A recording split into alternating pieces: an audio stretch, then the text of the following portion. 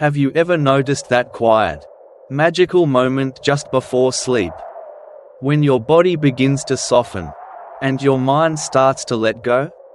It feels as if you're slowly drifting into a vast, open sky, a space so wide and calm that even your thoughts begin to float like clouds.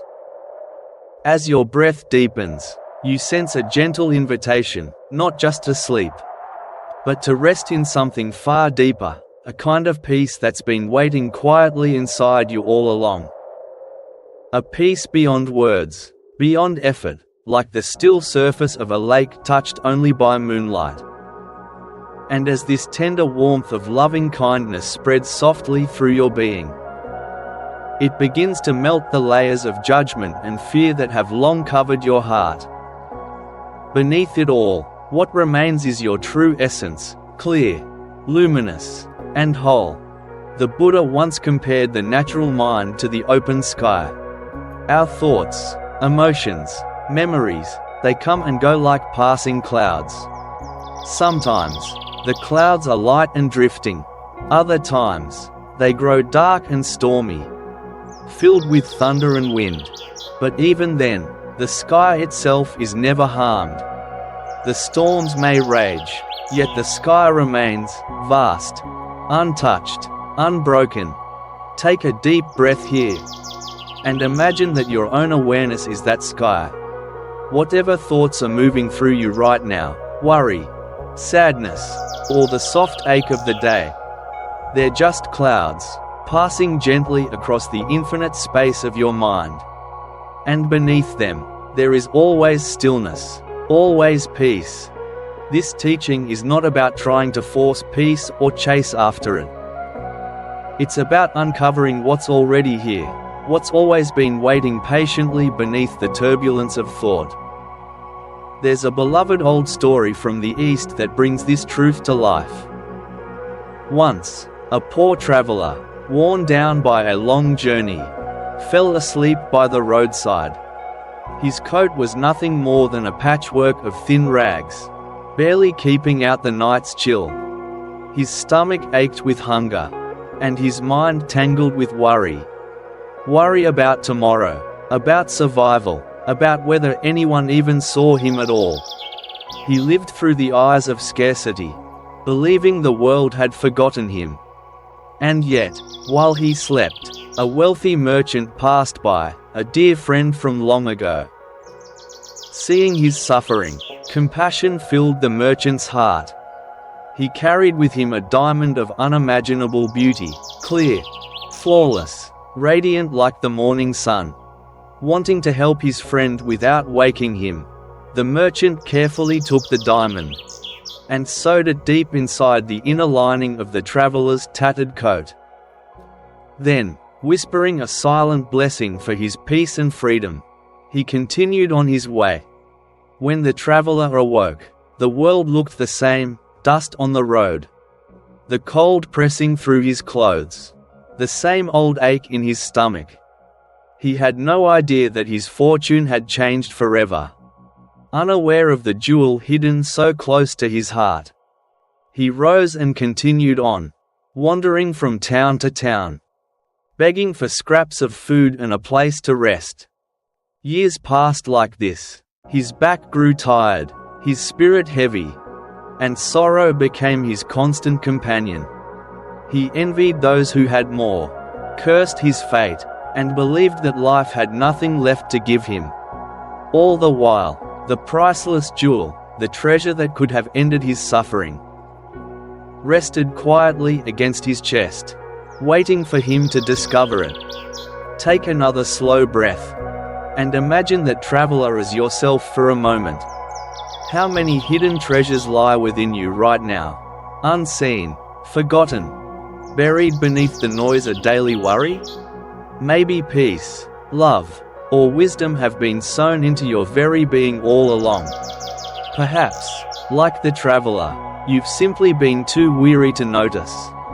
The diamond, hidden, forgotten, yet quietly carried close to his heart, traveled with the weary traveler through every step of his long and uncertain road.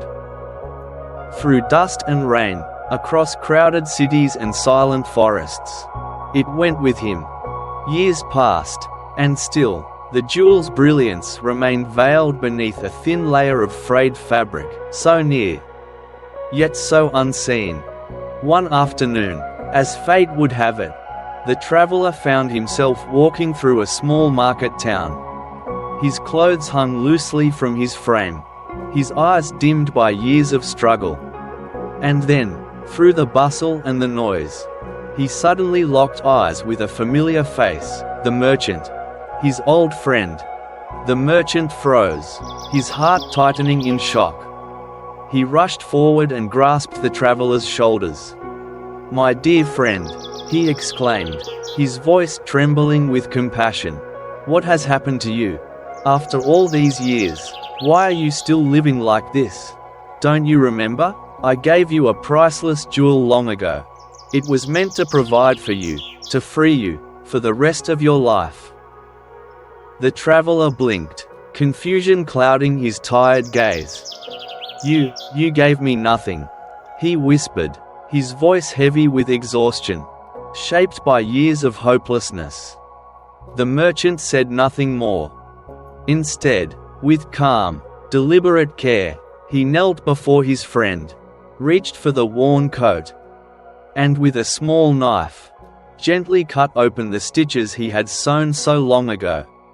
And there, falling softly into his palm, was the diamond. It caught the sunlight and burst into 1,000 shimmering rays, each beam dancing through the air like liquid fire. The traveler's mouth parted in silence. He stared, unable to breathe, unable to comprehend. All this time, he had carried unimaginable wealth pressed against his chest. Yet he had walked the earth like a beggar. He had known hunger, loneliness, and despair, not because he lacked, but because he had forgotten what was already his. Take a slow breath here. And as you exhale, imagine that same diamond glowing softly within your own heart. This story, timeless and tender, mirrors our own human experience. The Buddha taught that within each of us, sewn into the very fabric of our being, lies what is called Buddha nature. It is the essence of wisdom, compassion, and peace. It is as pure, radiant, and indestructible as that diamond itself. No trauma can destroy it. No mistake can stain it. No confusion can truly dim its light. It is always here, whole, complete, quietly waiting beneath the noise of the world. Yet, like the traveler, we so often mistake ourselves for the ragged coat. Our anxious thoughts, our stormy emotions, the harsh stories we tell ourselves. We say, "I am broken." We whisper, "I am not worthy." We believe, "I am my pain." And just like that, we forget the jewel inside. We live in a kind of spiritual poverty, not because we lack anything, but because we no longer see the immeasurable wealth within our own hearts. The spiritual path, then, is not about becoming someone new. It's not a journey of adding or achieving. It's about remembering what was always there, turning inward with gentleness, and recognizing the luminous awareness that has been witnessing your every breath, your every joy, your every sorrow. This awareness is not your thoughts, it's the quiet knowing of them. It's not your sadness, it's the steady presence that holds that sadness without judgment. It's the calm beneath the waves, the stillness that never leaves, no matter how the tides of emotion rise and fall. To touch this awareness, even for a moment, is profoundly healing. It is the purest act of self-love. The recognition that you were never broken, and there is nothing to fix. You are not a problem to be solved. You are, and have always been, a treasure waiting to be rediscovered. Each breath you take is like brushing the dust from that hidden diamond. With every gentle exhale, you clear away the layers of fear, of conditioning, of mistaken identity, until the brilliance of your own heart shines again, just as it was always meant to. This teaching offers us a deeply hopeful way of seeing what it truly means to be human.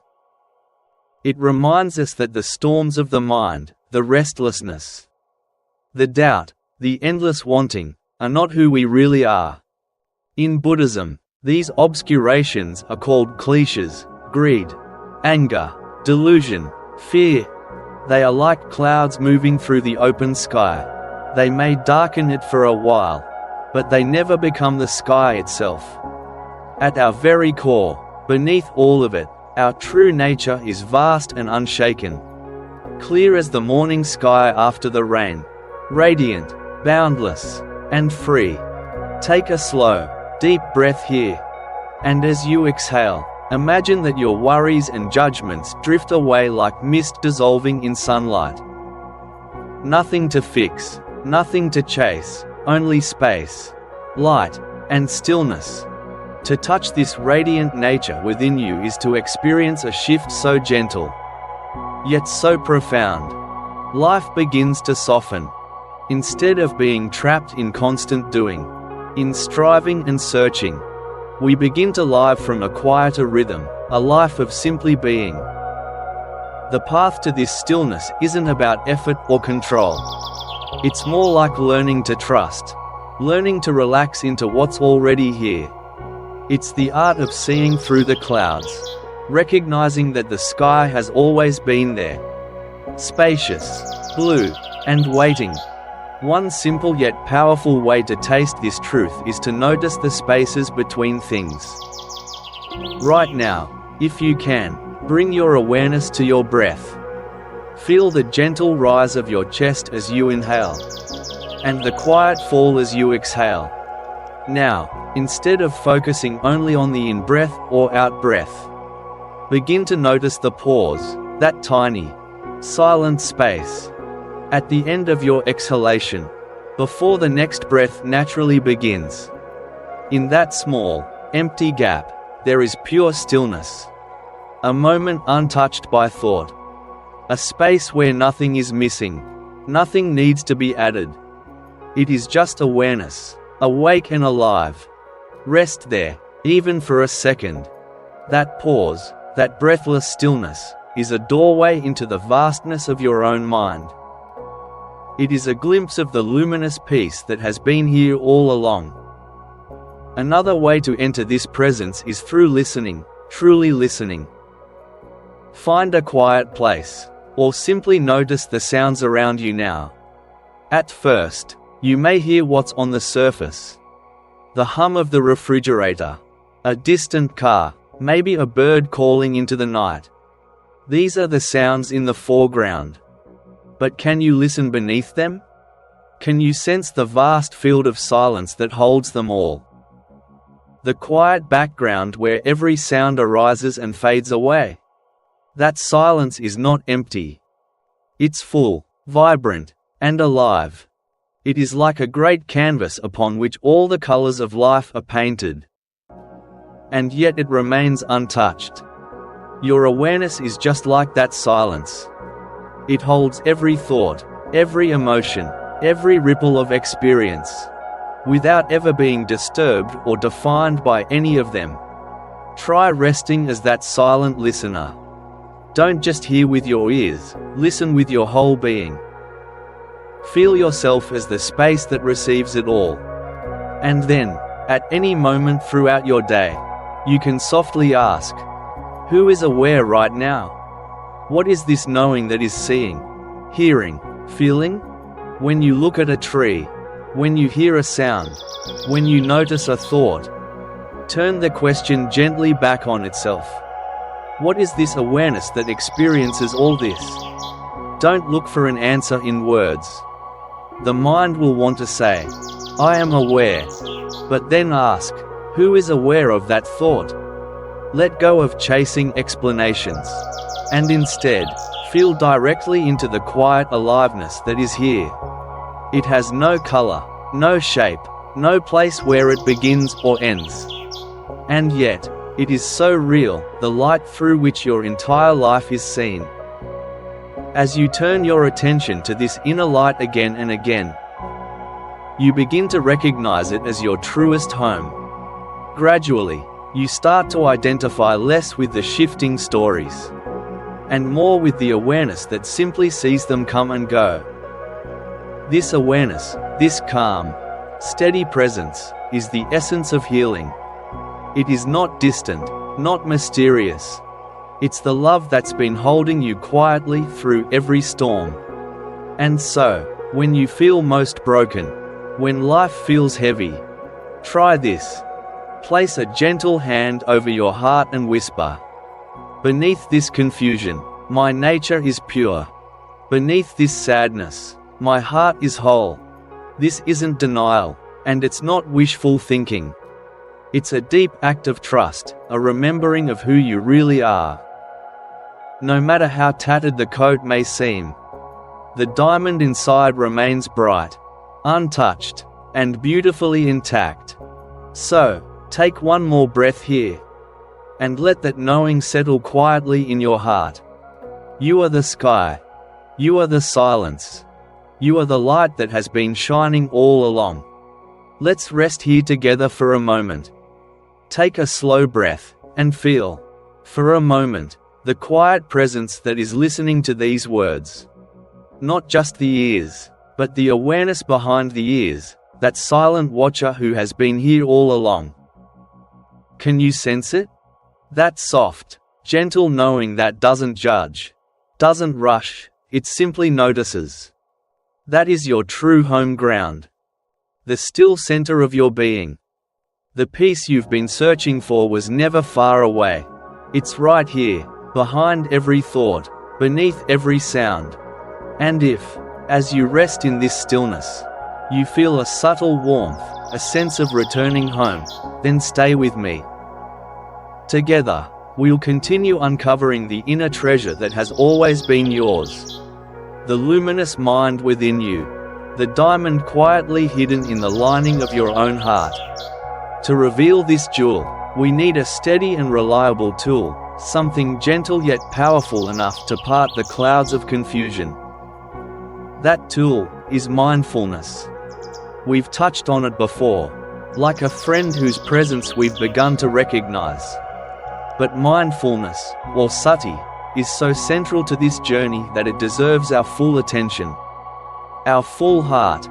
Mindfulness is the simple art of being awake, of paying attention to the present moment, intentionally, and without judgment.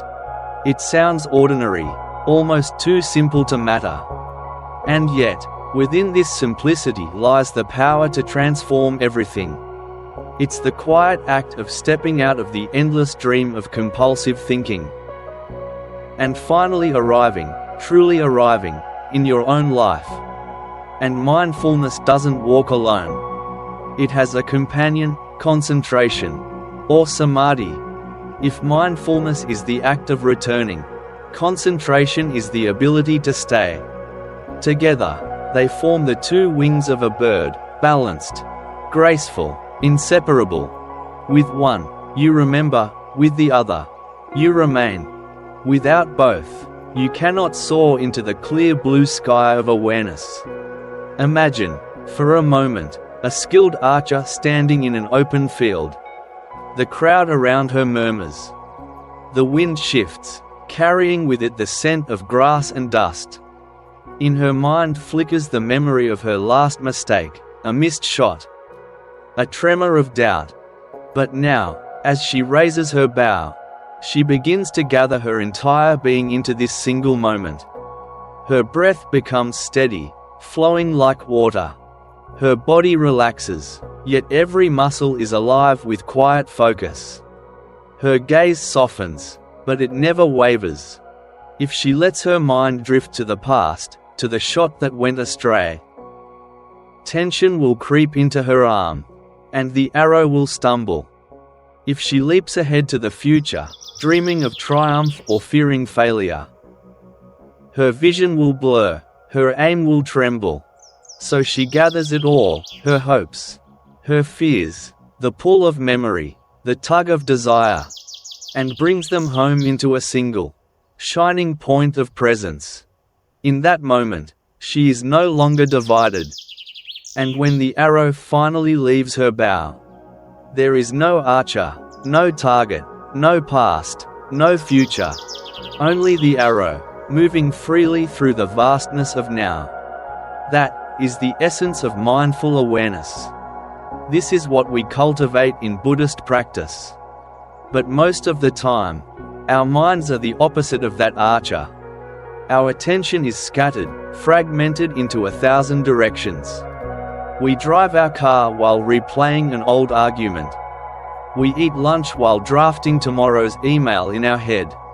We sit across from someone we love, nodding and smiling, while inside our thoughts wander miles away, into worry, regret, or longing. Rarely are we ever truly here. This state of constant distraction is like moving through life in a dream. We go through the motions, working, speaking, scrolling, planning. But deep down, we're not really living. We're sleepwalking, lost inside a simulation created by our own restless mind. And this, more than anything, is what fuels our suffering. It robs us of life's richness. The texture of a breeze against our skin. The taste of a single bite of food. The warmth of a friend's laughter. It feeds anxiety, too, because the mind keeps spinning between what has already passed and what has not yet arrived. It drags us endlessly between yesterday and tomorrow, never letting us rest in today. Mindfulness is the gentle, steady hand that wakes us up. It's not harsh, not demanding, it whispers, "Come back. Come back to your breath. Come back to your body. Come back to this moment, the only moment that's real." When we return, again and again, we begin to notice the simple miracle of being alive. The rise and fall of the breath. The sound of the rain against the window. The softness of a heartbeat. Each one is an invitation. A doorway into peace. The practice of mindfulness is truly the heart of Buddhist meditation. It's not just a technique, it's a way of learning how to see clearly. How to look deeply into the workings of our own mind. Not with harshness. Not with resistance. But with a clarity that is both honest and profoundly kind. Without this training, we are often carried away by our thoughts, tossed and tumbled like leaves in the wind. But with mindfulness, something begins to shift. When you are truly mindful, thoughts start to reveal themselves for what they are. Just thoughts. Passing events in the sky of awareness, no more solid than clouds drifting across the horizon. They are not facts. They are not commands. And they certainly do not define who you are. Imagine for a moment that a wave of anger rises in your mind. Usually, the moment it appears, we grab hold of it, "I am angry." And from that place, we speak or act, often in ways that deepen our own pain. But through mindfulness, we learn to meet it differently. We take one gentle breath and say quietly to ourselves, "Anger is here." That tiny shift, from "I am angry" to "anger is here," creates a sacred pause. And in that pause, something beautiful is born. Freedom. In that small space of awareness, we are no longer trapped by reaction. We no longer have to obey every emotion or thought that passes through us. We are free to choose our response. To meet the moment with patience, with understanding, with love. This is how mindfulness begins to untangle the knots that have kept us bound in old habits of suffering. And here's something often forgotten. Mindfulness is not just clear. It is deeply kind. The practice asks us to pay attention without judgment, to watch the mind not as a critic, but as a compassionate friend. Because so often, it is not the world that hurts us the most, it is our own harshness toward ourselves. When we sit to meditate, it's common to hear that familiar voice begin its chatter. You're doing it wrong. You can't even sit still for a minute. You'll never get this right. But mindfulness whispers back, it's okay, just notice. It invites us to see even our self-judgment as part of the practice. When we notice the inner critic, we can simply say, judging is here. And then, gently, as if guiding a small bird back to its nest, we return our attention to the breath. Each time we do this, we are practicing something profound. The art of self-compassion. We are learning to meet our imperfections not with punishment, but with patience. As mindfulness deepens, another quality begins to bloom alongside it. Concentration, or samadhi. A mindful mind naturally becomes a steady mind. Just as the archer gathers her whole being into one focused point, the meditator learns to gather attention onto a single object, most often the breath. And as this attention steadies, the restless, monkey mind begins to quiet down. It's like setting down a jar of muddy water. At first, the water is cloudy, swirling with motion. But if you leave it undisturbed, the mud slowly sinks to the bottom. And the water becomes clear, still, luminous. In that stillness, something remarkable begins to happen. Wisdom arises, not as an idea, not as philosophy, but as direct knowing. We begin to see impermanence, not as something to recite, but as the truth written in every breath. We begin to sense interconnection, not as a theory, but as the felt reality that we are not, and have never been, separate. This is why mindfulness and concentration are often called the path to wisdom. They are not just tools for relaxation. They are keys that unlock the mind's deepest insight, the doorway to liberation. And the foundation of both mindfulness and concentration is a simple yet profound practice called mindfulness of breathing, anapanasati. You can practice it anywhere, but especially in the beginning, it helps to choose a quiet, gentle space, a small refuge where you can sit undisturbed for a few minutes. Find a posture that feels both dignified and at ease. You might sit cross-legged on a cushion, or upright in a chair, your feet resting softly on the ground. The important thing is to let your spine be upright, not stiff, but alive, encouraging wakefulness. And let your body be relaxed, inviting calm, comfort, and safety. Now, close your eyes gently, or leave them softly open with a downward gaze. Begin by taking 3 slow, deep breaths. Inhale through the nose, and exhale through the mouth, allowing any tension to melt away. With each exhalation, release the tightness you may feel in your shoulders, in your jaw, in your mind. Let it all go. Let the breath return to its natural rhythm, smooth, quiet, effortless. There is no need to control it, no need to perfect it. Just allow it to be, exactly as it is. Feel the air entering, cool, fresh, alive, and feel it leaving, soft, warm, released. You are simply witnessing the flow of life itself, the rise and fall of the ocean within you. Here, nothing is missing, nothing needs to change. Only awareness breathing, and breath being known. Now, take another soft breath, and just allow the body to breathe itself. You don't have to do anything special. No need to push, no need to control. The body already knows how to breathe, it has been doing so since the moment you were born. Your only task is to rest within that rhythm. Let the breath happen, natural, effortless, alive. Now, gently choose a place to rest your awareness. For many people, A natural anchor is right at the tip of the nostrils, where you can feel the subtle coolness of the air as it enters, and the faint warmth as it leaves. Or perhaps you prefer the abdomen, rising softly with each inhalation, falling gently with each exhalation, like waves touching the shore and returning to the sea.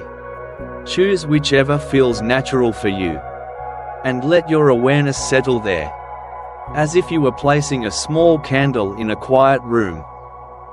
Just feel, directly, simply, the sensation of breathing. And soon, as always, the mind will begin to wander. It might drift into planning, what will I do tomorrow? Or wander into remembering, why did that happen? Or get lost in worrying or daydreaming. But please remember, this is not a mistake. This is not failure. It's simply the nature of an untrained mind, curious, restless, constantly moving. In fact, the very moment you notice that your mind has wandered, that is not failure at all. That is success. That is mindfulness awakening. It's like catching the first light of dawn after a long night, a moment of quiet realization. You see clearly, thinking is here. Or, worrying is here. And then, with gentleness, never with judgment, you guide your attention back home, back to the breath, like a loving parent guiding a small child who has wandered off to play. This act, noticing distraction and returning, is the very heart of meditation. Every time you return, you are strengthening something deep inside. Your capacity for mindfulness, for concentration, for patience. It is like training a gentle muscle of awareness. Each return makes it a little stronger, a little steadier. And over time, the mind learns to rest in the simple rhythm of life itself. The practice sounds simple, and it is, but not always easy. The difference lies not in technique, but in attitude. When the mind wanders, meet it with kindness. When frustration arises, meet it with patience. When self-doubt whispers, meet it with compassion. Be gentle with yourself. Be infinitely kind. But mindfulness doesn't end when the meditation bell rings. It's not meant to stay on the cushion, it's meant to flow into life. We can weave it gently into the fabric of our everyday moments. This is called informal mindfulness practice. When you wash the dishes, just wash the dishes. Feel the warmth of the water wrapping around your hands. Notice the slippery shimmer of the soap bubbles. The faint sound of porcelain clinking under your touch. When you walk from your car to your office, notice the sensation of your feet meeting the ground. The rhythm of your steps. The feeling of your body moving through open space. And when you're with someone you love, offer them the most precious gift of all, your full attention. Listen not only to their words, but to the quiet feelings and needs beneath their words. Let go of rehearsing your reply. Simply be there. Open, present, warm. These small moments of mindfulness are not small at all. They are how we bring awakening into daily life. They are how the sacred begins to bloom within the ordinary. So, let's pause together for a moment. Bring your attention gently to your own breath. Right now, feel one full inhalation and one complete exhalation. You are here. You are present. This moment, this very breath, is a gift. As mindfulness deepens, you begin to notice something else, subtle but powerful. You begin to see your own patterns of clinging. You notice how the mind tries to hold on to ideas, to plans, to expectations, to the way we think things should be. Sometimes we cling to our pleasures. Other times, we even cling to our pain, to stories of hurt that have become familiar, to roles and identities we no longer need. This seeing, This recognition is not something to fear. It's the beginning of freedom. Because once we see the clinging clearly, we also begin to feel the possibility of release. And this is where the next stage of our journey begins. The wisdom of letting go. In the teachings of the Buddha, this is called nekkhamma. It is often translated as renunciation. But perhaps more truthfully, it means non-attachment. It does not mean becoming cold or distant. Nor does it mean giving up the people or things we love. It is not about rejecting the world, but about softening our grip on it. It is the discovery of a deeper freedom. One that comes not from holding tighter, but from trusting enough to let life move as it will. And when we do, something beautiful begins to unfold. A peace that is light, natural, and unforced, like the breath itself. Letting go does not mean giving up, or turning away from life. It's not about rejecting the world or denying what we love. No, it points to something much deeper, far more subtle, and profoundly freeing. It is the wise and compassionate release of the tight grip we so often hold. The mental and emotional tension that keeps us bound. It's the quiet courage to allow life to flow, without our constant need to manage, fix, or control. True freedom, the Buddha taught, is never found in getting more, but in needing less. There's an old and powerful parable that captures this perfectly. Once, a man was traveling through a dangerous wilderness. For days he walked beneath heavy skies, through thorny paths and shadowed woods. The air was thick with fear. Behind him, wild animals roamed, and ahead, the unknown stretched vast and unforgiving. Eventually, he came to the edge of a wide, treacherous river. Its dark water surged with hidden currents, swirling with unseen dangers. There was no bridge, no boat, no safe way across. He knew he couldn't stay where he was. To remain there meant certain peril. So, summoning all his strength and ingenuity, he began to gather what nature offered him. Fallen logs, sturdy branches, strong vines. With determination and care, he built himself a raft. It was simple, rough, uneven, but strong enough to float. He pushed it into the river, climbed aboard, and began to paddle with a piece of driftwood. The current was fierce, the waves unpredictable, but with steady effort and faith, he made it, reaching, at last, the far shore. When he stepped onto the solid ground, relief washed through him like sunlight after a storm. He fell to his knees, whispering his gratitude. That raft, humble and handmade, had saved his life. As he stood on the safe, peaceful bank, he looked back at the river, at the raft bobbing gently in the shallows. And he thought to himself, "This raft has been so good to me. It carried me through danger. It is a wonderful raft. I built it with such care. It would be foolish to leave it behind. Perhaps I'll need it again someday." So he lifted it. He hoisted the heavy, waterlogged raft onto his back and continued walking inland. At first, it didn't seem so bad. But soon, the weight began to press into his shoulders. The vines scraped against his skin. The wooden planks, once his salvation, now dug painfully into his back. The land before him was beautiful. Wide meadows, gentle hills, fields shimmering with wildflowers. But he could barely see them. He could barely breathe. The raft caught in branches as he walked through the forest. It tangled in the trees, slowed his every step. He tried to climb a hill to see the view, but the weight dragged him down again. The very thing that had once carried him to freedom had now become his prison. When the Buddha told this story to his disciples, He paused and asked, "What would a wise person do?"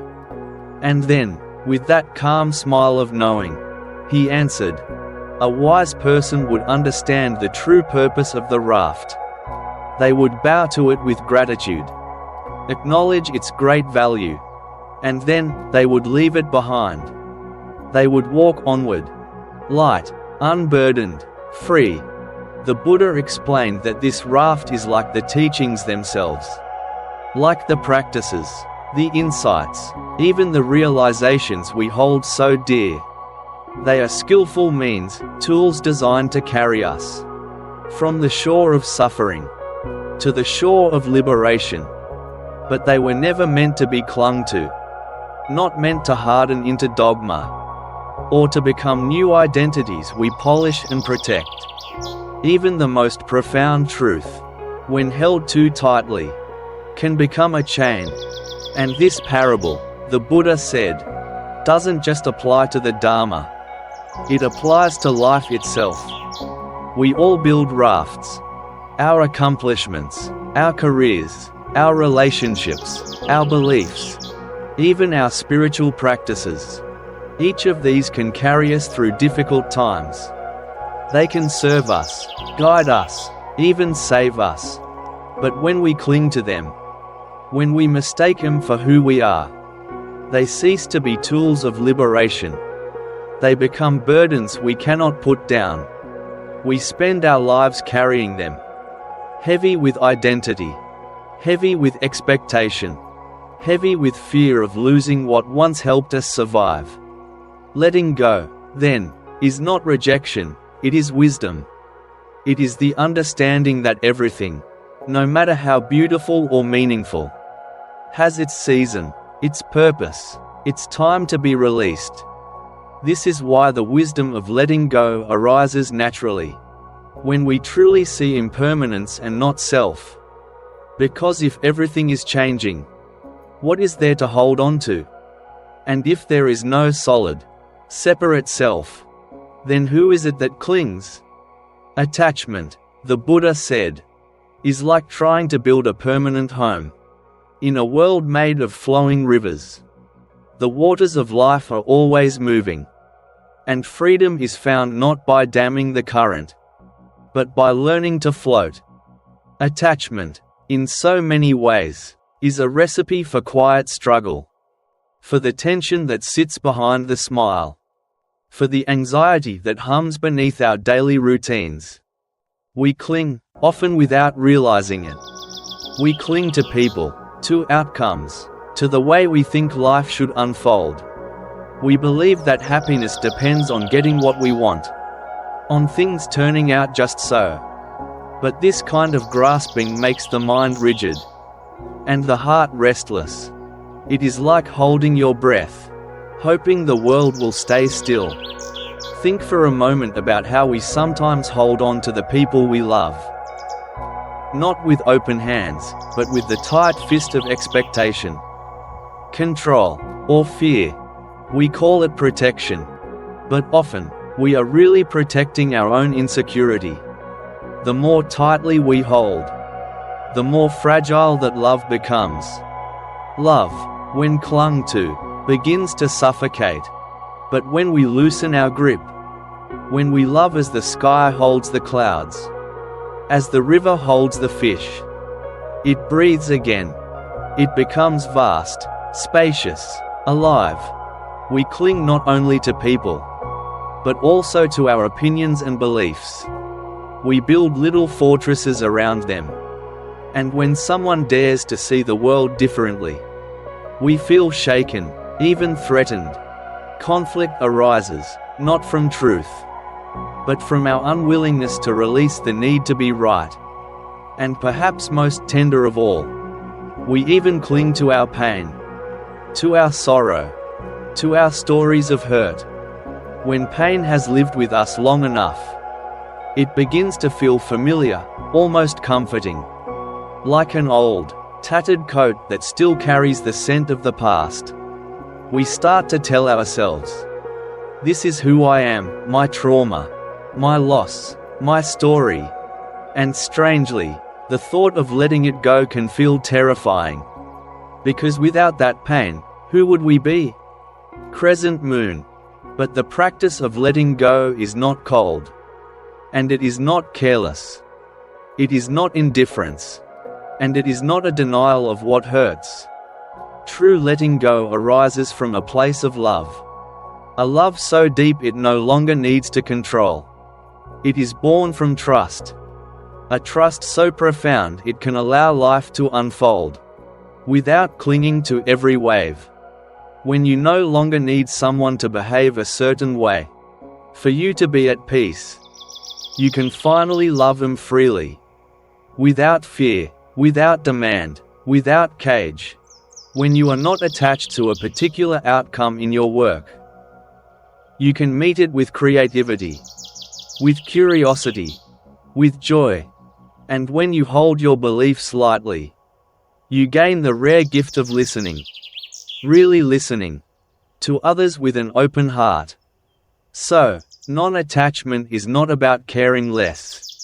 It is about caring so deeply that you release your ego's agenda. You let life be what it is, trusting its natural intelligence, its mysterious rhythm. Even on the spiritual path, attachment can hide itself in subtle forms. We might become attached to a certain teacher, to a meditation style, to a feeling of peace we once touched in practice. One day, the meditation feels effortless, luminous. And then, for weeks afterward, we chase that same state, trying to make it return. But the chasing only creates more tension, more distance. This is where the Buddha's parable of the raft whispers its wisdom again. Hold practices lightly. Meditation, teachings, experiences. They are not trophies to display. They are tools, meant to serve freedom, not to become another form of grasping. The goal is not to be a good meditator. The goal is simply to be free. Crescent moon. So how do we practice this subtle, luminous art of letting go? In our everyday life, it begins, as always, with awareness. Attachment leaves a trace. It has a texture, a flavor, a feeling in the body. You can sense it. It feels like tightening, a subtle clench in the chest, a holding of the breath, a slight tension behind the eyes, as if you were bracing yourself against life. The moment you notice this, you are already practicing. One beautiful technique is visualization. When you feel yourself clinging to a worry, a resentment, a memory, pause. Close your eyes. Imagine that thought or feeling resting gently in the palm of your hand. Look at it softly, without judgment, without pushing it away. And then, in your mind's eye, see yourself opening your hand. Feel the breeze touch your skin. Watch the worry lift, light as a leaf, carried off by the wind. Or, if you prefer, imagine placing it on a leaf and setting it down in a stream. Watch as the leaf drifts slowly downstream, turning, floating, spinning in the sunlight, until it disappears from view. Each time you do this, you are training the heart in the gesture of release. You are teaching the body and the mind what it feels like to let go. And for deeper knots, the ones that cling to our roots, journaling can be a powerful ally. Write down what you're holding on to. Name it. Bring it into the light. Often, the simple act of seeing clearly loosens what once seemed unshakable. Every word becomes a breath. Every sentence, a small release. And with time, you will notice that your heart feels a little lighter. Your breath flows a little freer. Your life begins to move with a softer rhythm, like water finding its natural path. Because letting go isn't something you do. It's something you allow. And when you allow it, You begin to return home, to the quiet peace that was always waiting beneath the grasping. There is a very gentle, very human way to begin working with attachment. And it starts not with struggle, but with awareness. Take a few quiet moments. Sit with your journal, or simply with your thoughts, and make a small list. Write down the things you notice yourself holding on to. They might be big, a career goal, a dream that feels like your identity, a relationship that you fear to lose. Or they might be small, the need for order, for control, for your home to always be tidy, for the world to always make sense. Then, beside each one, ask yourself softly, what fear lies beneath this? What am I afraid would happen if I truly let this go? Sometimes, just seeing that quiet fear, naming it gently, is enough to loosen its grip. And when that happens, you might begin to ask a new question. What would freedom feel like? On the other side of release? Close your eyes and imagine that. Imagine yourself walking lighter, breathing easier, feeling spacious in your own heart. Even the imagination of freedom is a seed of awakening. It begins to soften the unconscious patterns that have held you tight for so long. But perhaps the most beautiful, continuous, and natural way to practice letting go is to come back, again and again, to the breath. The breath is the perfect teacher. Every inhale is receiving. Every exhale is release. Notice how you cannot cling to an exhalation. No matter how much you might want to hold on, it must go. And in letting it go, life continues. So when you feel tight, when stress knots in your chest, when you sense yourself clinging, pause. Bring all of your awareness to the gentle rhythm of breathing. Let each out-breath become a small act of surrender, a soft whisper to the universe. Release. Let go. Each exhale is a letting go of what you cannot control. Each inhale, a quiet acceptance of what is. You might even feel the body begin to melt a little more with each breath. Shoulders dropping, jaw softening, heart opening. This simple rhythm, practiced often, becomes a kind of prayer, a rhythm of trust. And over time, something miraculous begins to happen. The mind learns to unclench. The body begins to remember peace. You start to walk through life, a little lighter, a little freer. The raft that once pressed heavy on your shoulders is gently set down by the riverbank. And you walk forward, softly, unburdened, at peace. Crescent moon, the wisdom of letting go, is woven deeply into every teaching of impermanence and not self. Because if everything is always changing, what could we ever truly hold? And if there is no solid, separate self, then who is it that clings? Clinging, the Buddha said, is like trying to build a house on flowing water.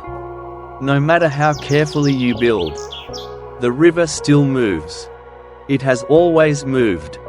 And the deeper truth is, you are that river. Letting go, then, is not coldness. It is not indifference. It is the gentle, conscious loosening of the clenched fist of the mind. Again and again, it is an act of trust in the mysterious unfolding of the universe. It is a quiet surrender, not to defeat, but to peace. It is how we learn to set down the raft, to breathe again, to rest. Herb, in this quiet stillness, as the breath slows and the heart softens, perhaps a gentle reflection arises, a whisper from within. What does letting go truly mean for you? You know, when I think about this teaching of letting go, I realize how often we live with a heavy heart. We try to control everything, our work, our relationships, even the way life should unfold. But the truth is, the tighter we hold on, the more tired and anxious we become. For me, this practice of letting go feels like a deep breath. Like when you finally drop a heavy bag from your shoulder after carrying it for so long. The moment you let go, your body feels lighter, your mind feels softer. I believe this is what the Buddha wanted us to see. That real freedom is not about having more, but about needing less. It is not about running after perfection, but about resting in the simple peace of now. So maybe tonight, as we finish this journey together, you and I can both ask ourselves, what small thing can I release? What thought, what worry, what story can I put down? Even for just one breath, because sometimes just one moment of letting go is already enough to change how we feel inside. And so, dear friend, we arrive at the end of our journey together tonight. You have walked with mindfulness, with presence, and now, with the gentle wisdom of letting go. There is nothing more to do, no more to fix. Just breathe and rest. May your heart be light, your body soft, and your sleep deep and peaceful. Good night.